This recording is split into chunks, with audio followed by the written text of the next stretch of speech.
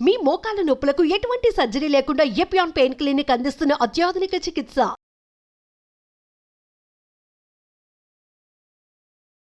Hello viewers, welcome to Suman TV. ప్రస్తుతం మనతో పాటు ఉన్నారు ఆంకాలజిస్ట్ డాక్టర్ ప్రశాంత్ గారు. సో మనకి గర్భాశయ క్యాన్సర్ గురించి మాట్లాడుకుంటే చాలా రకాలైనటువంటి సిమ్టమ్స్ అనేవి, లక్షణాలు మనకు తెలుస్తూ ఉంటాయి. కానీ పీరియడ్స్లో కూడా కొన్ని లక్షణాలు అనేవి మనం గుర్తించడం ద్వారా దీన్ని ముందుగానే పసిగట్టొచ్చు, దీన్ని అరికట్టి దీని ప్రాబ్లమ్ సాల్వ్ చేయొచ్చు. సో ఇలాంటి అన్ని కూడా డాక్టర్ ఈరోజు మనతో పాటు షేర్ చేసుకోబోతున్నారు. సార్తో మాట్లాడేద్దాం. నమస్తే సార్. నమస్కారం. సార్, వీటి గురించి మాట్లాడుకుంటే నార్మల్గా లక్షణాలు వీటన్నిటి కూడా ప్రతి ఒక్క క్యాన్సర్కి ఖచ్చితంగా ఉంటుంది. బట్ ఈ గర్భాశయ క్యాన్సర్కి చూసుకున్నప్పుడు మనకి పీరియడ్స్లో కూడా కొన్ని లక్షణాలు ఉంటాయి. వాటి ద్వారా దీన్ని పసిగట్టొచ్చు, అరికట్టొచ్చు అని చెప్తూ ఉంటారు. సో వాటి గురించి ఎక్స్ప్లెయిన్ చేయండి సార్. చాలా మంచి క్వశ్చన్ అడిగారమ్మా. ఎందుకంటే అబ్నార్మల్ గా బ్లీడింగ్ ఎక్కువ అవడం అనేది చాలా common symptom. More than 90% cancer కి దానికి సంబంధం లేదు. ఎస్పెషల్లీ యంగ్ ఇండివిజువల్స్ లో వేరియస్ హార్మోనల్ ఇంబ్యాలెన్స్ కానీ లేదంటే వేరే కారణాల చేత కానీ బ్లీడింగ్ అనేది ఎక్కువ అవుతుంటుంది. అంటే కొన్ని కారణాలు అంటే ఎండోమెట్రియోసిస్ అని కొన్ని కారణాలు ఉంటాయి అనమాట. అది ప్యూర్లీ గైనకలాజికల్ ప్రాబ్లం. క్యాన్సర్ కి దానికి సంబంధం లేదు అసలు. బట్ ఎప్పుడు అంటే పోస్ట్ మెనోపాజల్ అంటారు. అంటే ఎవరిలో అయితే పీరియడ్స్ ఆగిపోతాయో ఒక 45-50 సంవత్సరాలు అయ్యాక పీరియడ్స్ ఆగిపోతాయి కదా, వాళ్ళలో మటుకు ఎప్పుడైనా బ్లీడింగ్ కనిపిస్తే మటుకు అది గర్భసంచి అంటే యూటరైన్ క్యాన్సర్ ఉండేదానికి ఛాన్సెస్ ఉన్నాయన్నమాట. సో నేను చెప్పాలనుకుంది ఏంటంటే ఎవరైనా పోస్ట్ మెనోపాజల్, ఎవరికైతే పీరియడ్స్ అయిపోయి 50 సంవత్సరాలు కావచ్చు, 60 సంవత్సరాలు కావచ్చు, 70 సంవత్సరాలు కావచ్చు, ఎంత కొంచెం బ్లీడింగ్, ఈవెన్ డ్రాప్ బ్లీడింగ్ కనిపించినా కూడా వాళ్ళు నెగ్లెక్ట్ చేయకుండా ఇమీడియట్ గా డాక్టర్ దగ్గరికి వెళ్ళాలన్నమాట. అదే మనము ప్రీ మెనోపాజల్ అంటే ఎవరిలో అయితే రెగ్యులర్ గా పీరియడ్స్ అవుతుంటాయో వాళ్ళలో కూడా కొన్ని రకాల క్యాన్సర్ లో మటుకు చాలా ఎక్కువ బ్లీడింగ్ అనేది అవుతుందన్నమాట. ఈ సర్వైకల్ క్యాన్సర్, గర్భసంచి ముఖద్వారపు క్యాన్సర్ లో ఏంటంటే ఫస్ట్ సిమ్టమ్ ఏంటంటే ఇది పోస్ట్ కాయిటల్ బ్లీడింగ్ అంటారు. అంటే ఏంటంటే భార్యాభర్త కలిసినప్పుడు సెక్షువల్ యాక్టివిటీ చేశాక బ్లీడింగ్ 1 or 2 drops కనిపిస్తుంది అనమాట. అది ఇనిషియల్ సిమ్టమ్. చాలా మంది దాన్ని నెగ్లెక్ట్ చేస్తారు. సో ఇది ఉంటే మటుకు అంటే ఇది ఉంటే క్యాన్సర్ అని కాదు, వేరే కారణం కూడా ఉండొచ్చు. బట్ వాళ్ళు ఇమీడియట్ గా డాక్టర్ సంప్రదించి ఈ గర్భసంచి ముఖద్వారపు క్యాన్సర్ అంటే సర్వైకల్ క్యాన్సర్ రూల్ అవుట్ చేసుకోవడం మంచిది. So any bleeding, abnormal bleeding, even gynaecological problems, వేరే హార్మోనల్ ఇవి ఉన్నా కూడా డాక్టర్ దగ్గరికి, గైనకాలజిస్ట్ దగ్గరికి వెళ్తే వాళ్ళు ఏదర్ హార్మోన్ రిప్లేస్మెంట్ ట్రీట్మెంట్ చేస్తారు. ఒక్కోసారి ఇట్స్ అబ్సల్యూట్లీ నార్మల్ కూడా ఉంటుంది. ఎస్పెషల్లీ ప్యూబర్టీ అప్పుడే వచ్చి వెరీ యంగ్ ఇండివిజువల్స్ లో అది కొంచెం కామన్ గానే ఉంటుంది. బట్ స్టిల్ వాళ్ళు డాక్టర్ దగ్గరికి వెళ్ళాలి. మెయిన్ నా చెప్పదలుచుకుంది ఏంటంటే పోస్ట్ మెనోపాజల్ లో మటుకు ఒక్క డ్రాప్ బ్లడ్ కనిపించినా కూడా వాళ్ళు ఇమీడియట్ గా డాక్టర్ దగ్గరికి వెళ్ళాలి. సో అంటే వీళ్ళు ఏ విధమైనటువంటి ప్రాబ్లమ్స్ ఫేస్ చేస్తారు సార్? అంటే నార్మల్ గా సిమ్టమ్స్ ఒక్కటే ఉంటాయి, దాని వల్ల వచ్చి ఏదైనా పెయిన్ ఏదైనా ఫేస్ చేస్తూ ఉంటారా? సిమ్టమ్స్ అనేది ఫస్ట్ ఇనిషియల్ స్టేజ్ లో అండి, మొదటి దశలో ఏంటంటే బ్లీడింగ్ ఒకటే కనిపిస్తుంది, నొప్పి ఉండదు. సపోజ్ సర్వైకల్ క్యాన్సర్ అనుకోండి, ఇనిషియల్ గా ఓన్లీ బ్లీడింగ్ ఉంటుంది. తర్వాత కొంచెం స్టేజ్ పెరిగే కొద్దీ, అంటే ఆ పుండు ఏదైతే ఉందో సైజ్ పెరిగే కొద్దీ వైట్ డిశ్చార్జ్ ఎక్కువ కనిపించడము, ఫౌల్ స్మెల్లింగ్ డిశ్చార్జ్ అంటారు అనమాట, అది కనిపించడము. ఇంకా కొంచెము సెకండ్ స్టేజ్ లోకి వెళ్తే అంటే పక్కనున్న ఆ పారామీట్రియం అంటారు, దానికి అటు ఇన్ఫిల్ట్రేట్ అవుతే అప్పుడు వాళ్ళకి పెల్విక్ పెయిన్ అంటే నొప్పి అనేది వాళ్ళు వస్తుందన్నమాట. సో నొప్పి వచ్చిందంటే కొంచెం అడ్వాన్స్ స్టేజ్ అన్నట్టు.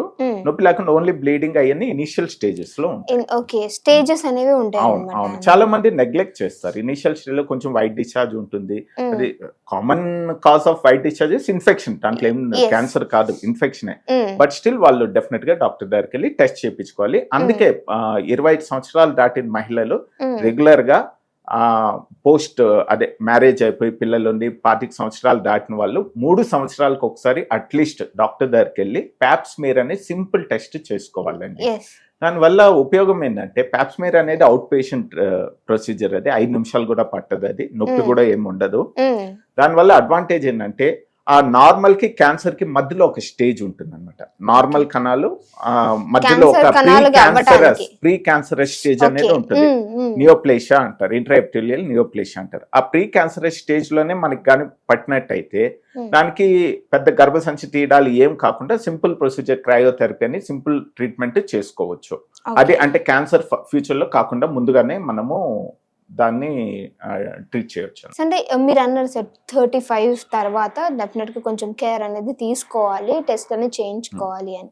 సో అంటే మనం ఇప్పుడు 25 ఈ ఏజ్లో ఉన్న వాళ్ళకు కూడా అంటే ఇది ఎక్కువగా వచ్చే అవకాశం ఏమైనా ఉంటారా? ఇప్పుడు ఏమవుతుందంటే మనం చూస్తుంటామండి సర్వైకల్ క్యాన్సర్ ఎస్పెషల్లీ రూరల్ ఏరియాస్లో.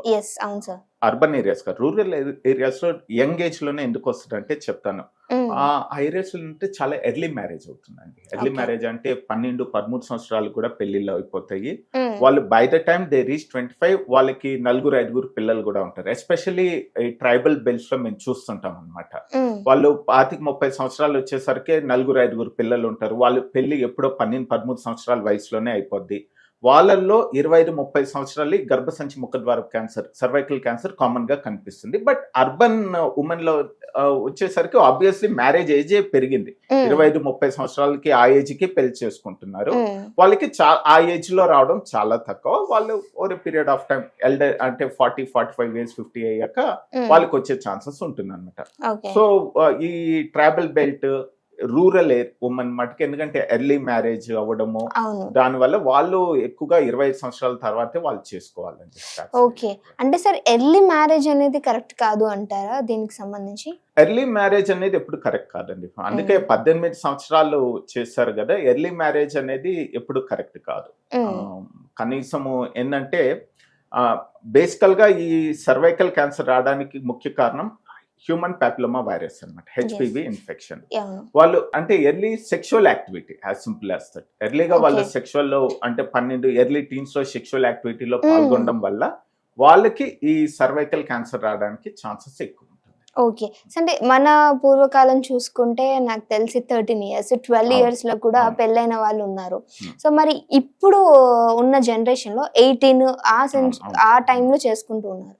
అంటే అప్పట్లో క్యాన్సర్ లేదంటారా, లేకపోతే అవగాహన లేదు అంటారా? అప్పుడు ఉండేదమ్మా. యాక్చువల్ గా to be frank cervical cancer incidence తగ్గుతుంది. అంటే రూరల్ ఏరియాస్ వాళ్ళకి ఎక్కువ ఉంది, కానీ అర్బన్ ఏరియాలో రొమ్ము క్యాన్సర్ దాన్ని డామినేట్ చేస్తుంది. నెంబర్ 1 క్యాన్సర్ రొమ్ము క్యాన్సర్ ఆడవాళ్ళలో.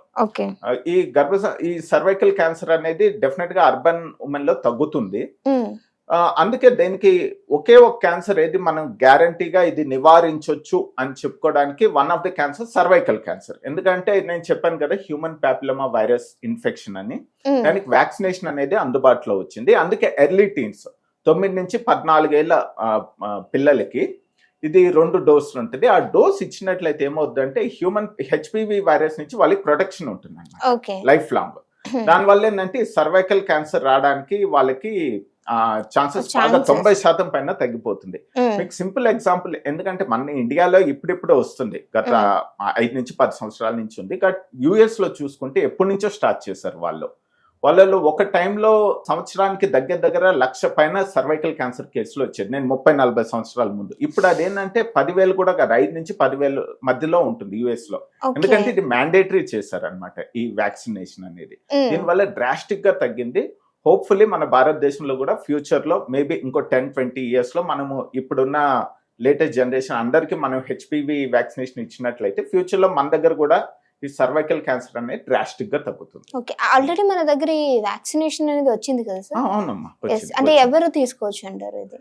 ఐడియల్ గా 9 to 14 ఇయర్స్ టీన్స్ లో వాళ్ళకి 2 డోసులు ఉంటుంది. కొంచెం ఏజ్ ఎక్కువ అయ్యి సపోజ్ 20 పైన మ్యారేడ్ అయితే వాళ్ళు కూడా తీసుకోవచ్చు, కాకపోతే వాళ్ళకి 3 డోసులు పడుతుంది. ఓకే సార్, ఒక లేడీస్ లోనే కాదు ఈ మధ్య ఇది అబ్బాయిలు కూడా తీసుకోవచ్చు అని విన్నాను, ఈ వార్త ఎంతవరకు కరెక్ట్ అంటే? అవునమ్మా, మగవాళ్ళలో కూడా ఏంటంటే నేను చెప్పాను సేమ్ ఆ హ్యూమన్ ప్యాపిలోమా వైరస్ అనేది సర్వైకల్ క్యాన్సరే కాదు, ఓరోఫెరింజియల్ క్యాన్సర్. ఓరోఫెరింజియల్ అంటే మన టాన్సిల్ కానీ వెనక భాగం బేస్ ఆఫ్ టంగ్ కానీ ఫారింగ్స్ కానీ ఇవన్నీ ఓరోఫెరింగ్స్ కింద వస్తుంది అనమాట. ఆ క్యాన్సర్ కి అయ్యే కాకుండా పినైల్ క్యాన్సర్, ఇయే కాకుండా యానల్ క్యాన్సర్, వీటన్నిటికీ హ్యూమన్ ప్యాపిలోమా వైరస్ అనేది వన్ ఆఫ్ ద కాజ్ అనమాట. సో ఆ వ్యాక్సిన్ తీసుకోవడం వల్ల మగవాళ్ళలో కూడా ఈ క్యాన్సర్ రాకుండా వాళ్ళకి ప్రొటెక్షన్ ఉంటుంది.